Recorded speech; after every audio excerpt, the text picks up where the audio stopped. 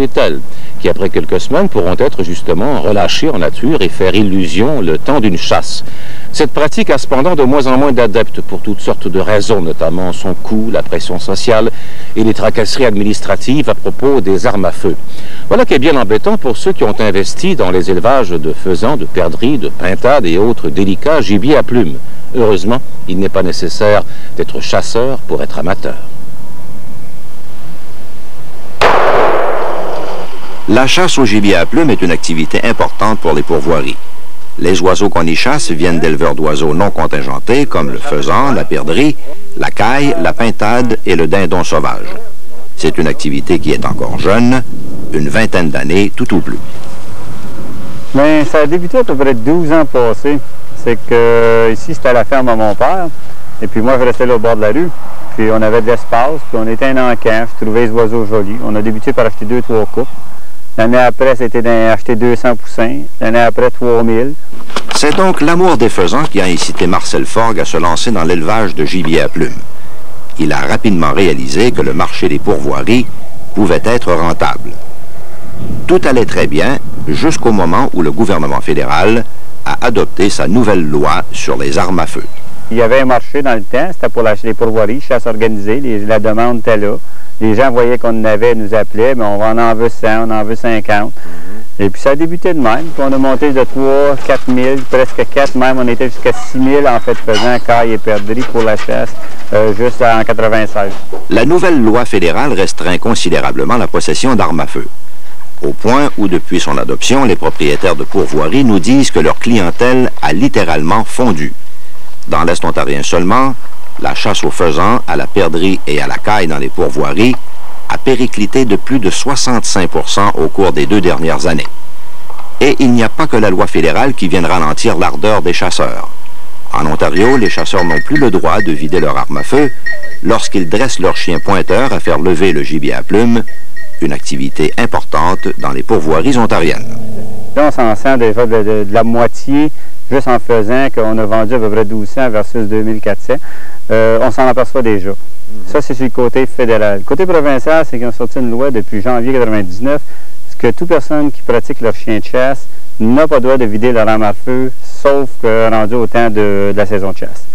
Là, encore là, ça tombe sur l'autre problème, c'est qu'ils ne nous laissent pas, les gens n'achèteront pas un oiseau qui valent de 5 à 6 $ pour le laisser aller dans la nature.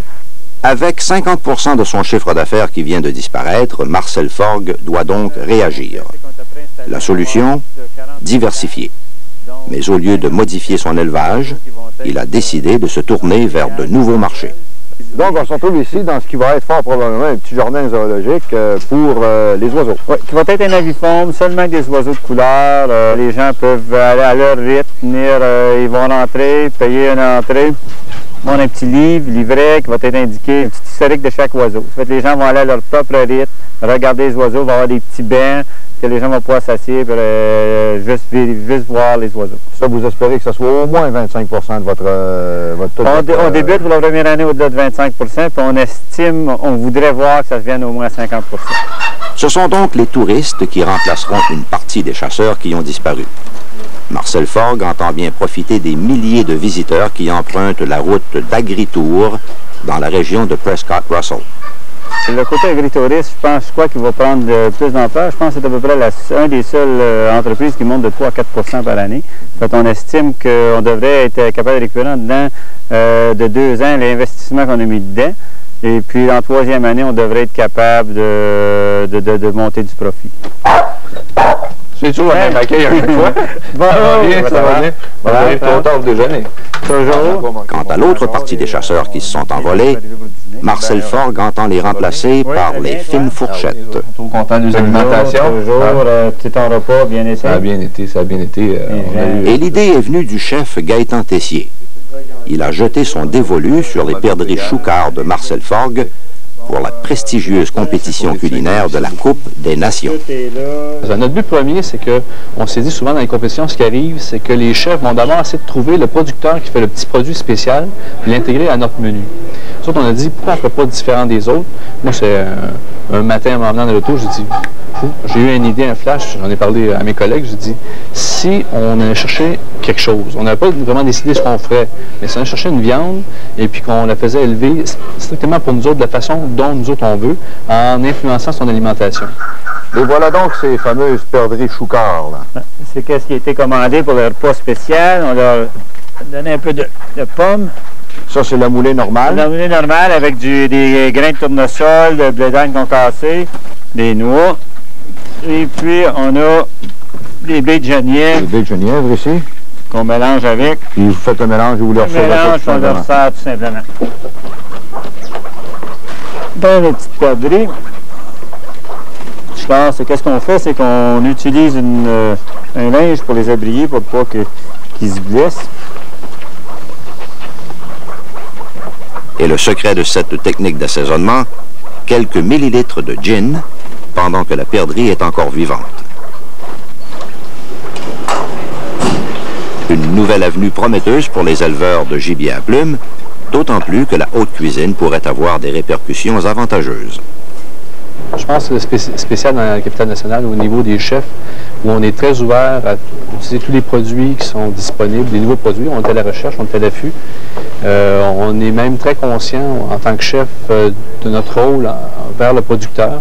Donc, on est content de trouver le produit, mais on sait qu'on peut influencer la survie du producteur si on utilise son produit. Et puis, on sait très bien que les gens viennent à notre table goûter ces produits-là, souvent pour la première fois, ils viennent l'essayer. Puis s'ils l'ont apprécié, ils risquent de retourner chercher le producteur qui a fait le produit pour en demander. Ce qui arrive souvent dans les salons, ça m'est arrivé souvent. Les gens vont me dire, ce produit-là, où est-ce qu'on peut le trouver? La perdrix choucard de Gaétan-Tessier a remporté la médaille d'or provinciale à la Coupe des Nations à Québec. Depuis, elle a fait son apparition dans un grand restaurant de l'Outaouais.